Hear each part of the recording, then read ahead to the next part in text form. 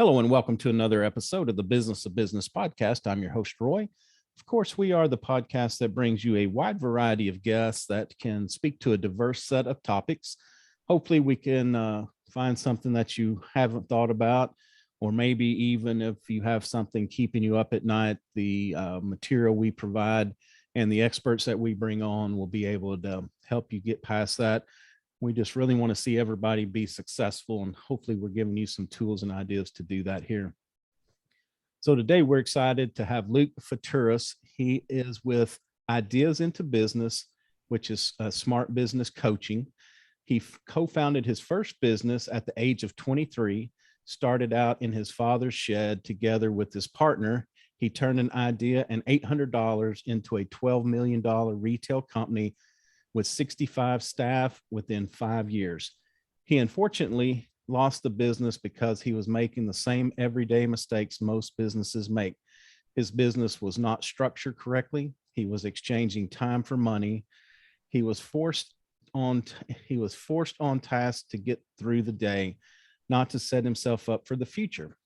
He thereafter burned out and learned the single most important lesson of business: the difference between being self-employed and being a business owner. He took 7 years to rein in his confidence and to regain his confidence and try again. This time, however, he did things smarter. Based on his real life lessons, he created a smart business system that does the work for you while adding value to your business. He applied this system to several new ideas, created a business valued at $3.5 million after just 2.5 years, and sold another business to a publicly listed company on the Australian stock market for $820,000 after 14 months. Luke is now a successful business coach who over the last 12 years has helped over 1,000 business owners implement his smart business system into their businesses, helping them create a valuable asset to set themselves up for life. Luke, thanks for taking time out of your day to be with us. Certainly do appreciate it. Thanks for having me, Roy. It's fantastic to be here.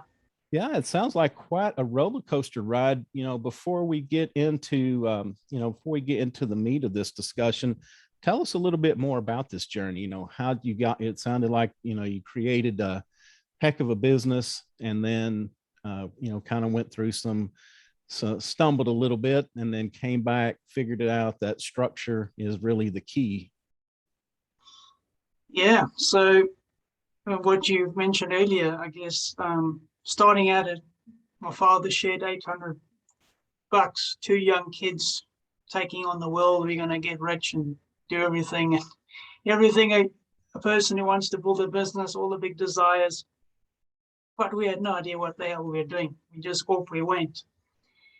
And yeah, there was we struggled for 14 months, not knowing anything. It was just pure will, desire. We just going to make this thing happen. So it was no brains, it was pure stupidity, just going forward.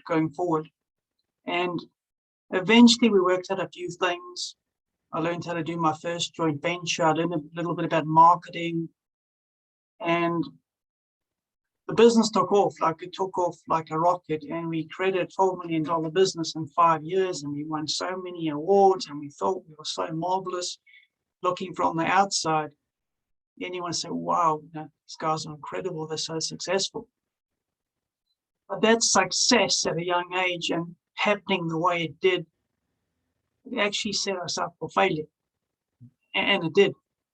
And we lost that whole business. And reflecting back, it took me 5 to 7 years to just get the confidence to, hey, and let me try again, because obviously it was a life-changing disaster that happened. And what happened on that reflection was there's 3 life-changing lessons, which you touched on in the intro. And the first one was I really had to understand how money works. And that was stop trading time for money. I had to learn the difference between a limited earning structure and an unlimited earning structure. And working hard, you've got to have a good work ethic. That's different to just working hard and killing yourself and driving yourself into the ground, which ultimately what happened to Gary, my partner now, we worked so hard, we drove ourselves into the ground because our business was just not structured correctly. It wasn't doing the work, which led me to the second most important lesson I learned on this reflection of failure, and that was the difference between being self-employed and a business owner. And so when Gary and I started, we thought, and this is how many business owners think. They think, well, I'm just going to make profits. The business is going to make profits, and that's how we're going to get rich and we're going to work hard. But that's not how you do it. That's just setting yourself up for burnout and exhaustion, which happened to us. What you want to be doing is you want to be creating a structure that actually creates a valuable asset. You want to create a business engine that ultimately does the work for you that you can step back from. So that was like a huge mind shift, like understanding the difference really between what is a self-employed person and a business owner. And so to give you like an example, my first business, I had 65 staff, was going for 5 years, and it was a $12 million business each year. And so someone would say, well, that must be worth a lot of money. The truth was it had very little value, because if Gary and I stepped out or got sick or dropped dead, the business just couldn't work. So it has very little value, even though it's perceived, wow, amazing. The second business I created from an idea in a home office, and it was me with a notebook. I set up distribution in the East, retailers, distribution retailers around the world.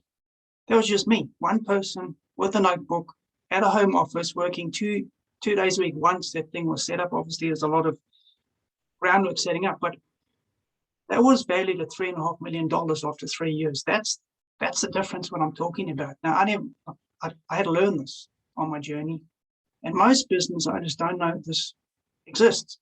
Yeah. And that's very powerful knowledge.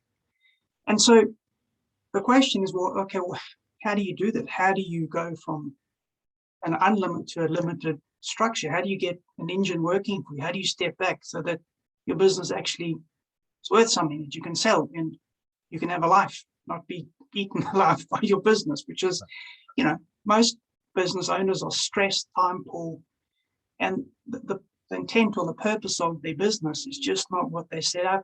It's the complete opposite. Yeah.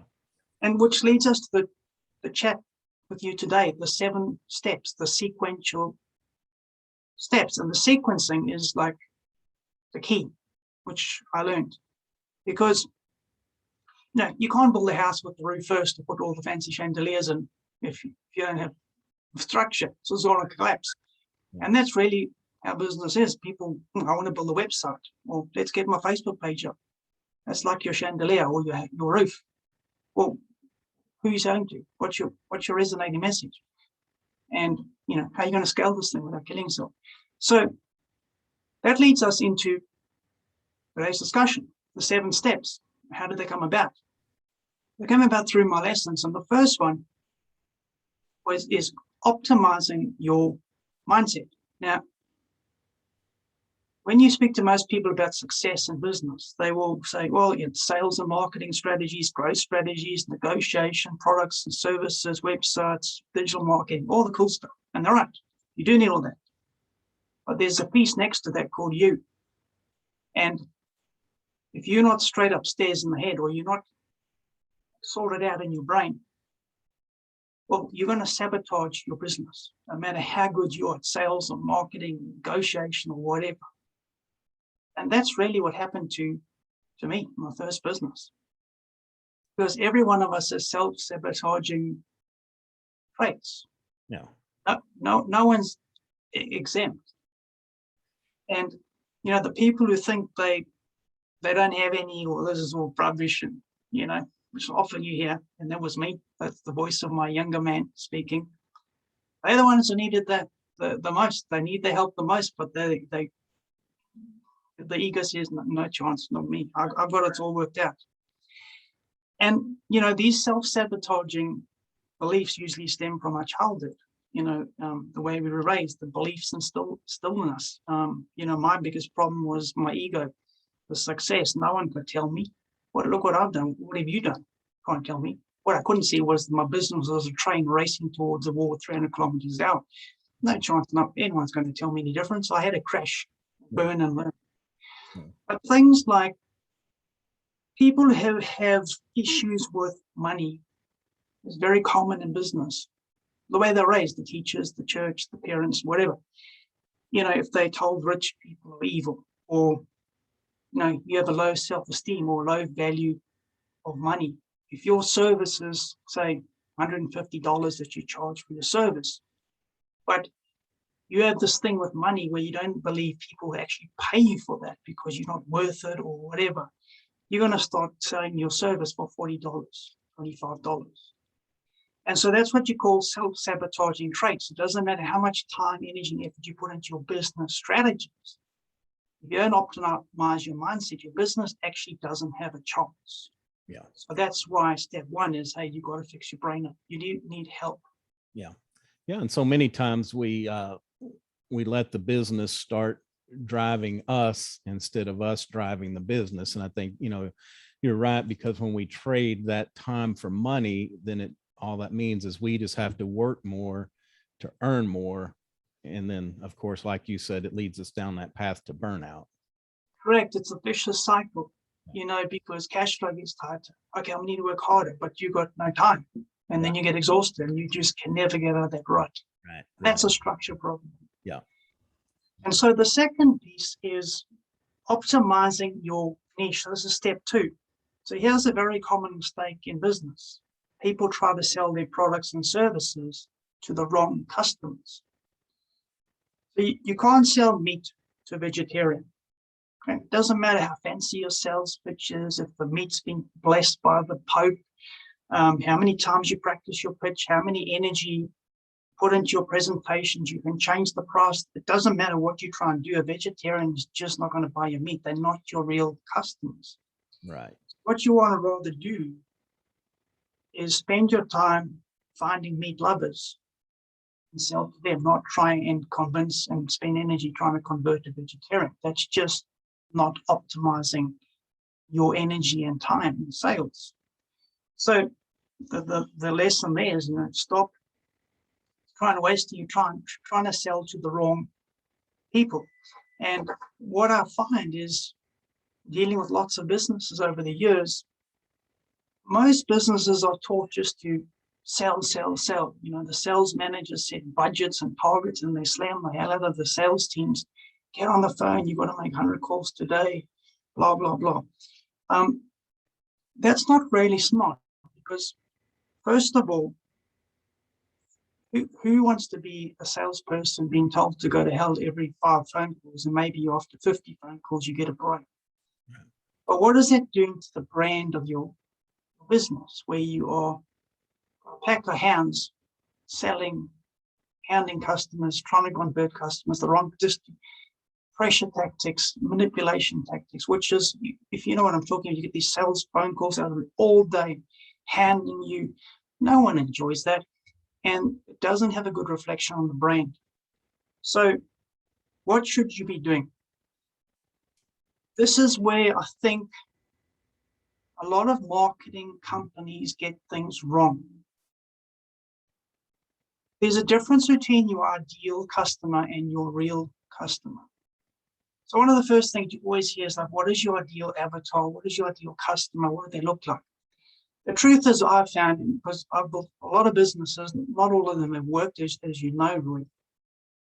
What I've found over the years, and the business I'm into, when you actually go out there and you start selling and doing things, your ideal customer who you thought was going to buy your stuff very rarely ends up being the person who actually hands you cash in hand. And so what you want to do is you want to hone in on your niche. You want to optimize your niche. You want to find out over time, who are these real customers, the ones that are actually giving you the cash. Yeah. And stop trying to chase ideal customers who probably, it's like the wrong marketing message, the wrong products you're trying to give these people. Find your real customers and service them.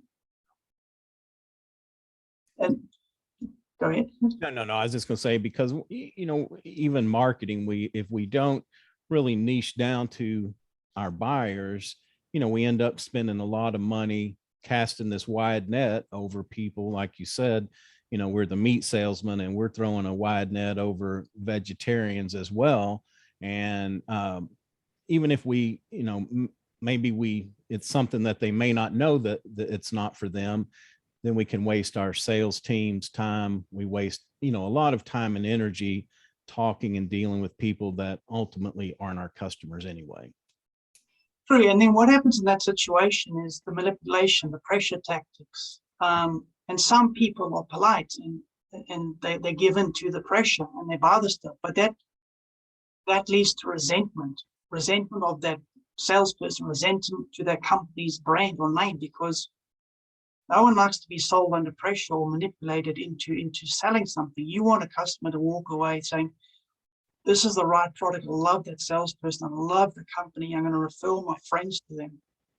Yeah, because sometimes it's even not as it's defined as just like, the vegetarian and the meat lover, but it can be maybe not even the right time. Maybe it's an age thing. Maybe it's a stage in life. But now I've made you upset. And so when it is your time to be my customer, it's like, hey, I remember those guys. I don't want anything to do with them. Absolutely. Yeah, bang on. There's like a short-term view. Let me put cash in the bank today. There's no long-term, it's transactional value today, not life value of the customer. Right, right. And so that leads us to step number 3, which is optimize your sales. Now, I've been building business for 25 years, and I've sat through dozens and dozens of just about every sales training under the sun, conferences, whatever.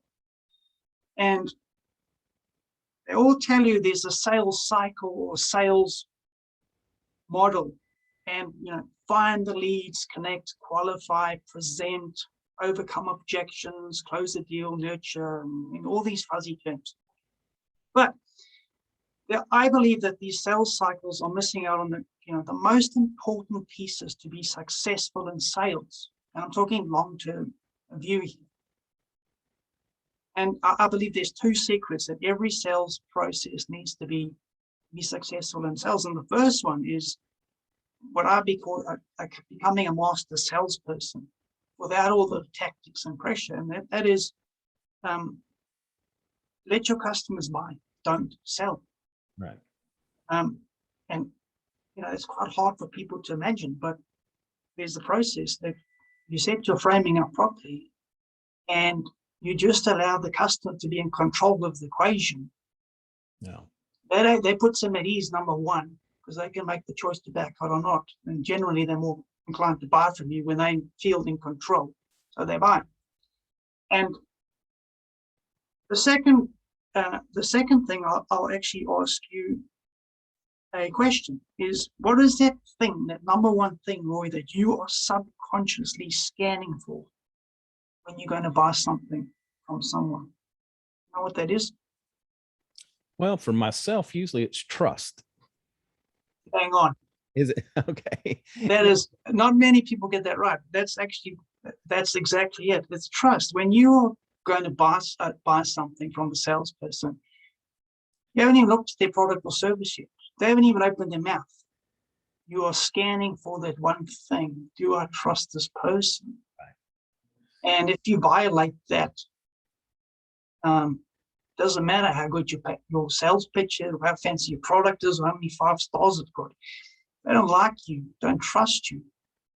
They're going to go and find someone else who may even have an inferior product or whatever. You may be a worse salesperson, but they got integrity, or they got their personal branding of trust. And so for me, to optimize your sales, that's what you need to do. You need to establish those 2 critical things. Yeah, it's so important on the trust, because I'll be honest, I will pay a premium for somebody's product or service where I trust them and I know that they're going to be there. Sometimes they're one-off purchases, but usually it's usually going to lead to more purchases. And I want somebody that I trust that's going to be there to take care of me after the fact. And what I don't get a lot about these, about the high pressure sales is there are people that you can bend into buying what you want. You can manipulate them, you can trick them, you can pressure them. you can do all that stuff. But what I found over the years is that tends to make a bad customer, that, they don't get what they thought, that trust isn't there. There's no follow up. And then now you've got somebody who purchased that may be upset, and it's going to end up costing you more money and time to deal with that in the long run. Absolutely. That's like taking a longer term view as opposed to like let's get some cash in the till today. And that's the I think most salespeople, I mean, I have worked in corporate environments, and most salespeople they just got managers on their back, and the managers have got the CEOs on their back and the board, and it's slam those targets, get those targets, sell, sell, sell. Now that takes care of the salesman's bonus and the salesperson's commission, but it doesn't take care of your customers. Right, right. So that takes us then to optimize your marketing. This is the next step, because why is marketing in step 4? Well, the first few steps is who are my real customers? Who am I really selling to? Who's going to buy from me the quickest and easiest? And then when you work out, when you're selling, what products will they buy from you the quickest and easiest? As opposed to what do you want to sell and who do you want to sell to? Two different scenarios. Once you work that out through the steps, well, that's when it's time to now market. Because, if you try and talk to everyone, you connect with no one. And in my first business, we sold computers. We started out selling personalized software programs, which was a disaster. No one bought it. We thought it was, we were so fancy and it was going to change the world, but it was just a nightmare. We were not in a lucrative niche. This is a classic example I spoke earlier about. Our ideal customers were, businesses who are going to buy our software, improve their profits and efficiency and blah, blah. Well, no one bought our stuff. And our real customers actually ended up being families buying computers. Those two different worlds apart. That's where the money led us. And that's ultimately when the business started taking off. This is what I call where you follow where the cash is flowing. We had stuck our heels in and had our chart on the wall of our ideal customers. Well, I'll still be there today with no money. And so this is where trying to talk to everyone, connect to no one comes in.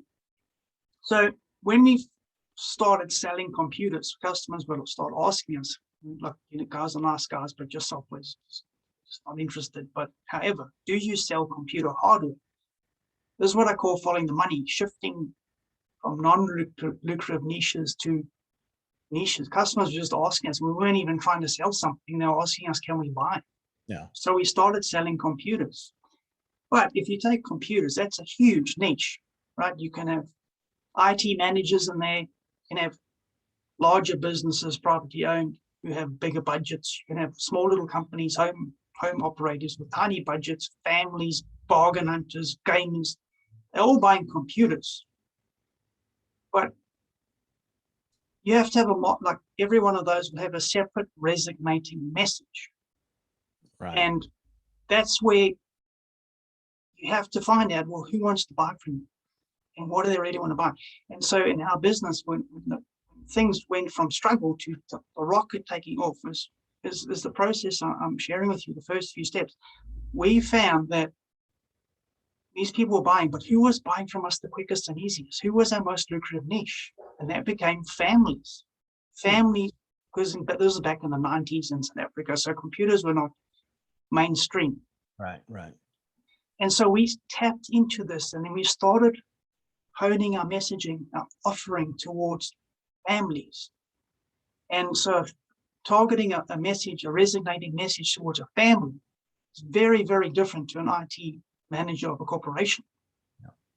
And so this is what I say, like, optimize your marketing, create that resonating message. Now, one of the natural things that comes up at this point is, well, surely if you are targeting lucrative niches and where the money's flowing, you're going to have more competition. Yes, you are. And this is quite a hard concept for many business owners to grasp, I've found over the years. They say, well, there's no competition there, that's where I'm going to put my business. Smart businesses go to where the money's flowing. So if you find a niche or an opportunity where there's no competition, the chances are it's a dud. It's a non-lucrative niche. It's like trying to find gold in a lead mine. Yeah. You've got to go to where the money's flowing, and where the money's flowing, there's going to be competition. Right. That's not a bad thing. What you got to do in that situation is you just got to go through the steps I'm saying, because what you got to do in that situation, in that crowded niche, the lucrative niche where there's money, is you've got to stand out. And the way you stand out is you've got to create your X factor. You can't create your X factor or your resonating message if you haven't did what we did was, who are you actually talking to? What do they really want to buy from you? And the third part of that is, well, what is your competition doing wrong? So that becomes, well, you then plug the gaps. That's how you create your X factor and your resonating message. That's how you optimize your marketing. And that's a very, very powerful technique that I learned. Yeah. And that's only when you get to that point, can you start to scale your marketing. And this, I think, is probably one of the most important pieces on the call today. What most people do in business, they start off with a website. I mean, just about every client I have, first thing they do is like, I've got my website going. And I say, but what about step 1, step 2, and step 3? Like, who are you talking to? What do they want to buy? What is your message?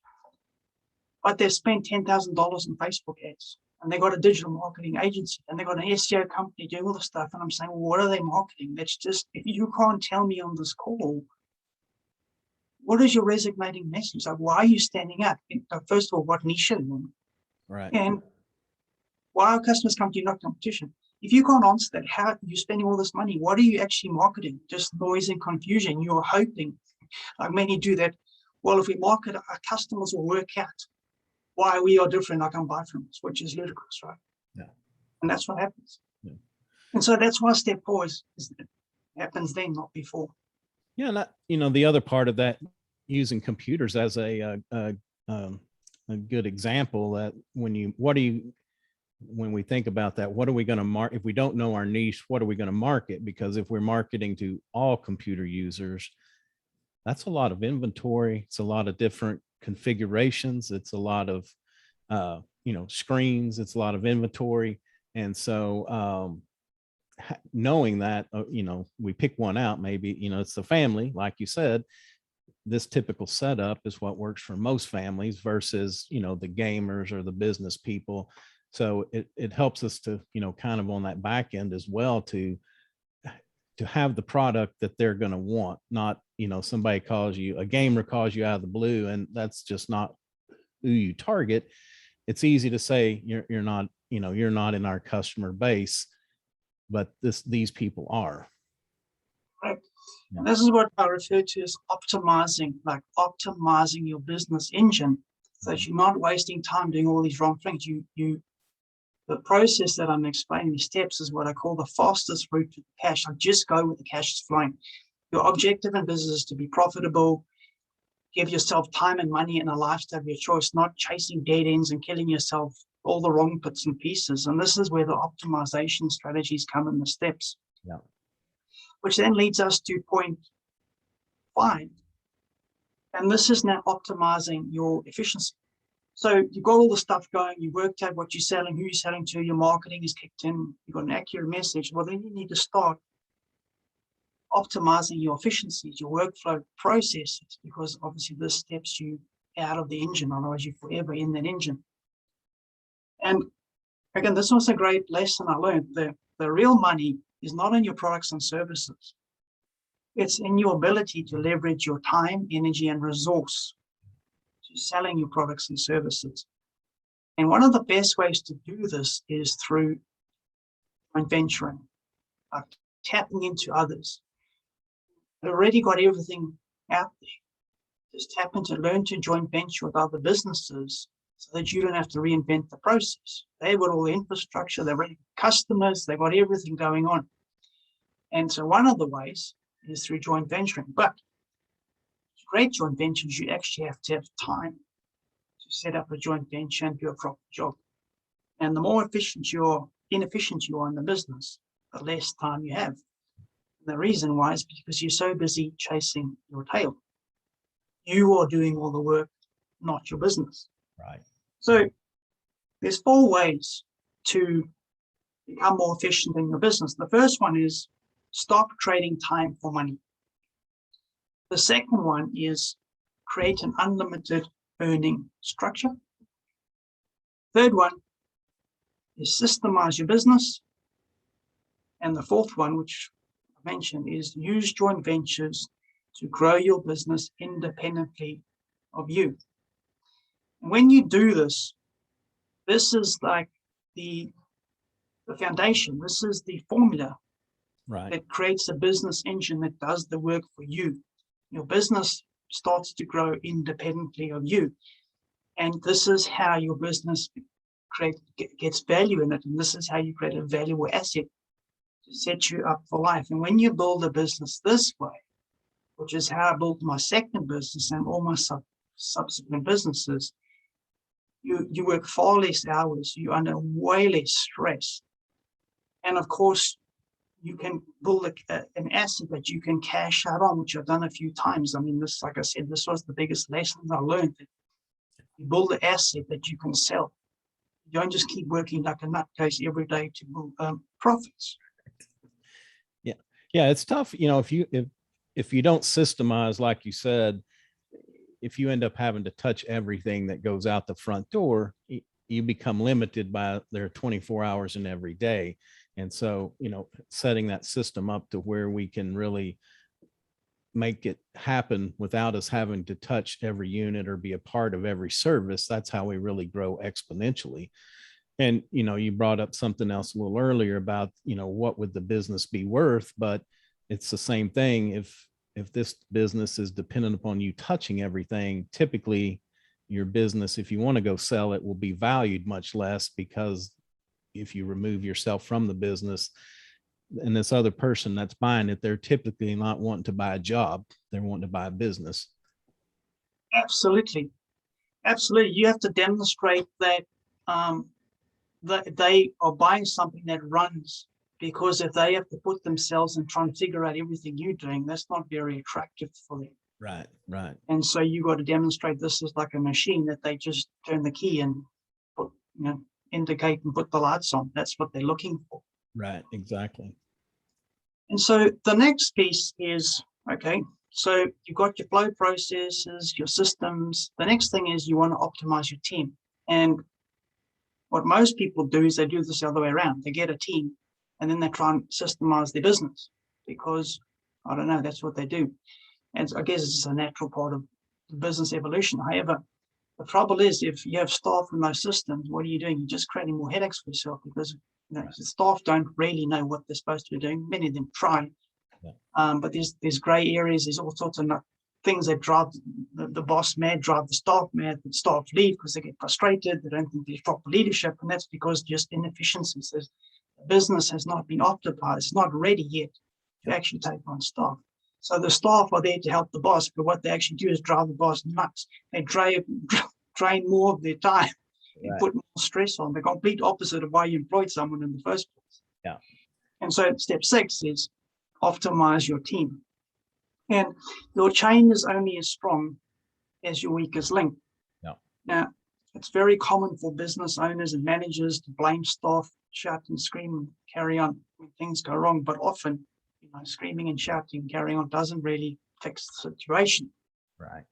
And managing, motivating, getting staff to operate at like peak performance, that's a challenge. I think any business owner would realize that and acknowledge that.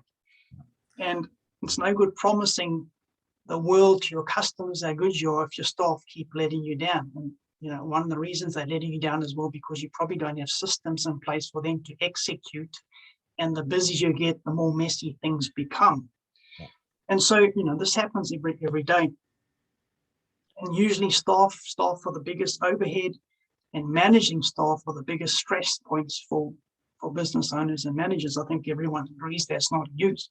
So how do you go about optimizing your staff? Well, I had 65 staff in my first business, and systems and that were very foreign territory for me, so you can understand the stress and chaos I went through. But through that, I did learn a lot of things. And there's actually 8 points, but I know the time is short. I'm going to give you three ways of how do you go about optimizing your team. And the first one is ensure your staff understand how they contribute to the bigger picture. So when an employee is engaged and made to feel that they're part of something bigger than themselves, produces a sense of value and belonging.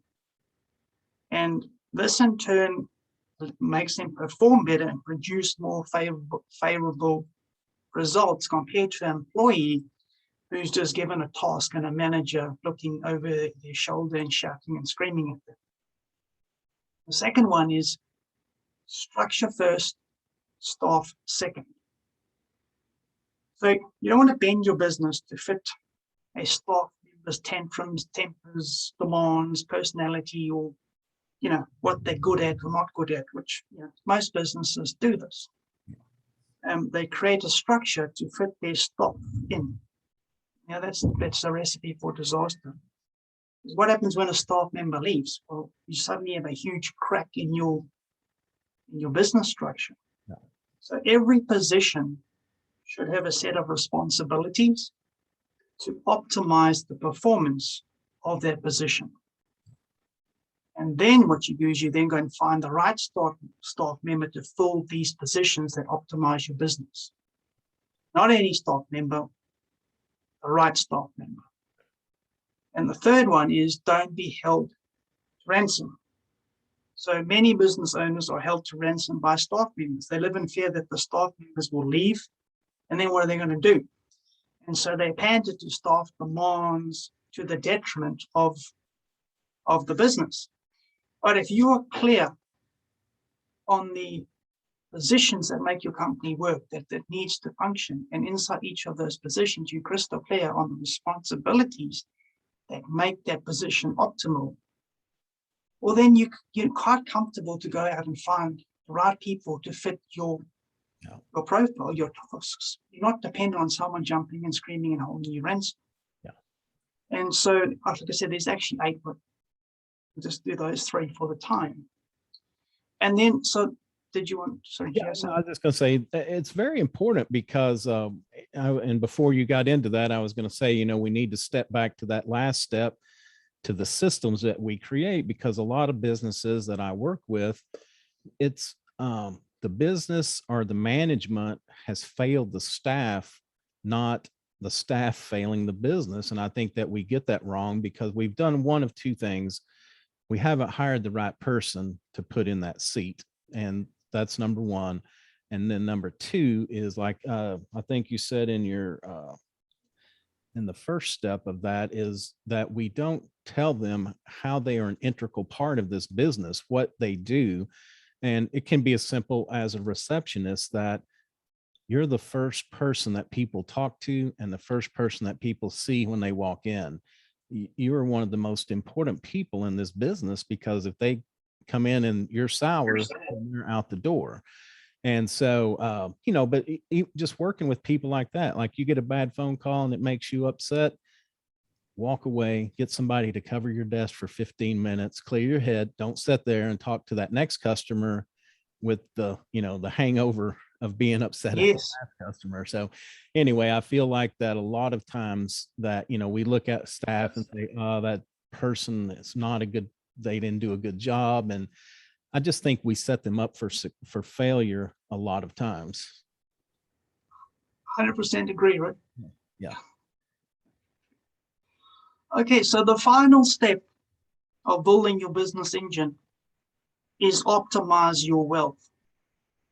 And as I mentioned earlier, when I first started out in business, I didn't even understand what this meant, this concept of building a business to create wealth. Like, it was just, what are you on about? Just didn't exist. And like I said, the mistake that Gary and I made when we first started out, which most businesses I work with are doing the same thing, they were just going full throttle to the wall. And they're trying to make as much profits as possible because they think this is the way that they're going to build a lifestyle of their choice. They're going to get financial freedom, whatever. But this is, like I said, the first step is like changing your mindset, optimizing your mindset. There's 2 ways you build a business. And the first mistake most business owners did, like I did in my first business, was working to make profits today, not creating wealth for your future. So what tasks do you do every day in your business? Is it to get through the day and pay the bills? Or are you working to set yourselves up for the future? Right. And that's a concept. It's a mindset, and it's two different strategies of how you build your business. And it goes back to the point that I first started off. This is the difference between being self-employed and being a business owner. And I said, business owners, they exchange time for money. It's got nothing to do with how fancy your turnover is or how many staff you got, or, you've been in business 30 years. It actually doesn't matter. It's the structure of your business and how you go about building your business every single day that is ultimately going to determine whether your business achieves what you set out in the first place. We all set out to build a business to give us a lifestyle of our choice, freedom at some level, time freedom, money freedom, lifestyle, less stress, whatever. But the truth is, I think it's like 96% of businesses go about building the business the wrong way, like I did. And you ultimately pay the price. You just burn out, or your dreams disappear, and it just becomes this, you just become inside this engine that just kills you. Yeah. Yeah. And one thing a lot of people don't think about is there are businesses that go out of business because they don't have business, but there's a lot of businesses that get hurt because they actually have too much success and they haven't walked through these optimization steps. They don't have structures, they don't have systems in place. And then, they kind of just get drowned in their own success. And to me, that's the very worst thing to see, because even if we have a little side hustle that we're starting, if you want to grow it, you really have to think about this stuff from the very beginning, from day one, because you can get too far down the road. And then it's not that you can't do it, but it's much more difficult to stop a moving train to move it over to another set of tracks. I like that. Yeah, that's correct. That's good. Yeah. So the final piece I have for you, Roy, is just to reflect. There's 3 stages of building your business that I can bring to business owners' attention, or people building their businesses. And the first one is, you're building your business engine. The first thing is the doing. You can't get rid of the doing in the first stage, and that doing is you've got to prove your concept. So you can't scale something or become independent of it if it's not proving it. You've got to prove a concept. It's got to work. It's got to get results for your customers, whatever that means. And it's got to be profitable. That's the first piece. Then what you do is you move to the managing stage. And that's, of course, putting your flow processes in, your systems, and then your staff, putting in management, structure, KPIs, budgets, targets, etc. That's managing. And then the final stage is, of course, that engine is now running. You step back and your business is producing independent of you. And that's your investment that you keep nurturing and looking after for your future. Yeah. Yeah. So important, because that's the one reason that most of us want to step out here, is to give ourselves a better life, at some point in the future. So it actually takes care to set ourselves up to be able to do that, to achieve that goal. Yeah. All right, Luke, any other words of wisdom you want to leave us with before we wrap up? No, I just want to thank you. It's been a pleasure. Hopefully you found it useful. Yeah. I mean, these are great 7 steps to optimization that, we all need to keep in mind. And then I think, you stress too, that there's a certain order that we need to work these down in order to make it make sense for our business. So before we wrap up, a couple things. First question is, what is a tool or a habit, something that you use in your daily life, either professional or personal, that you feel like adds a lot of value? One of the things I found when I was, the biggest lesson was my first business, I had little peace of mind. So sort of an oxymoron. desperately trying to work to give yourself freedom. And part of that freedom is peace of mind, free of worry and stress. And in my first business, and for a large portion of my life, because I'm a business owner, I was always stressed. But there's this never-ending stress. And one of the ways I found to manage that was I take time in the morning. I live near the beach here in Australia. I take time out in the morning, about 20 minutes each morning. I get up early and I just go down there and I just spend quiet time just reflecting on life and things that worry me, and try to just let those go. And, this is, I guess, been my saving grace, because if I don't do that, what happens, all the stress builds up, and eventually you start freaking out. You get sick, you get run down, and your brain becomes like a washing machine. It's not healthy. You don't make good decisions. You're not good to your family, your friends, and you have to learn to manage the stuff, because there's no one in business who's not stressed. I mean, anyone that tells you that's mad. So how do you manage the stuff? And I found it's a discipline. So whatever brings you joy, like walk with the dog in the morning or in the evening. I find morning is better because it sets you up for the day. But some people may want to diffuse at the end of the day. Maybe you can do both. Yeah. You've got to have that precious time, that diffusion, or setting your priorities. That's what I found is, I guess, my sanity over the years as being a business owner, because it's never easy. Yeah, it does wonders to start your day out right with a little, for us, we just take a little walk around the area where we live, and then hopefully in the evening, we can do that just to kind of clear our head and be done with the day, so we can move on to, having family time, and then also to restful sleep. So I think it's very important, different for everybody. So, I just always say, try to find your happy place, wherever that is. Sometimes it's just sitting and being with yourself, but that's kind of another part of that, is we need to be comfortable with ourselves too, so we can actually do that. Yeah, that's great. All right, Luke. Well, again, thank you so much. So tell everybody, what kind of businesses do you like to work with, how you can help them, where can they come to you to get more information and training on the 7 steps to optimization? So I typically work with business owners who pretty much find themselves trapped in an engine. Like, how do they exchanging time for money? They need to learn how to leverage, and how do they unstrap themselves and give them, freedom free of worries. They want more time. And how do they get their business working for them? How do they put the infrastructure in place that this thing becomes a valuable asset that they can cash out one day or give to their kids or whatever? So that is anyone who's in that frame of mind, who has, been struggling once that outcome. That's who I work with. I'm very structured. We put you through the 7 steps, and I've been doing this for over 12 years. Many businesses all around the world have got incredible results. You obviously have to do the work. Right.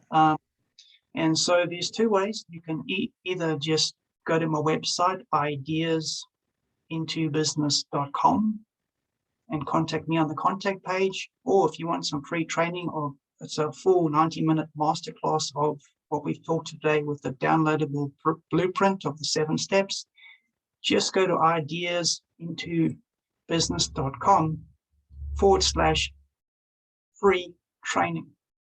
Okay. And it's all free. There's no catches. And you can check it out and see if you like it. Okay, great. And we'll include all that in the show notes as well as on the webpage, so people can reach out. Very important to build yourself some structure. Take the time to do these optimization steps. You can't go wrong, and you won't be sorry, at the end, when you do have some freedom, and when you've built a sustainable business that can last for years and years. Thank you, Roy. It's been a real pleasure speaking to you, and hopefully your audience found it useful. Thank you so much. Yeah, it was very useful. Thank you so much, Luke. We appreciate it again for your time.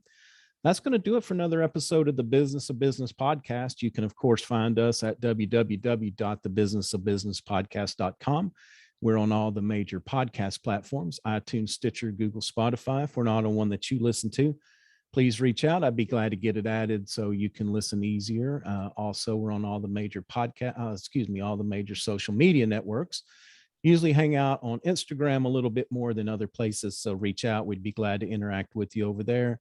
Also, you can find a video of this interview up live on our YouTube channel when the episode goes live as well.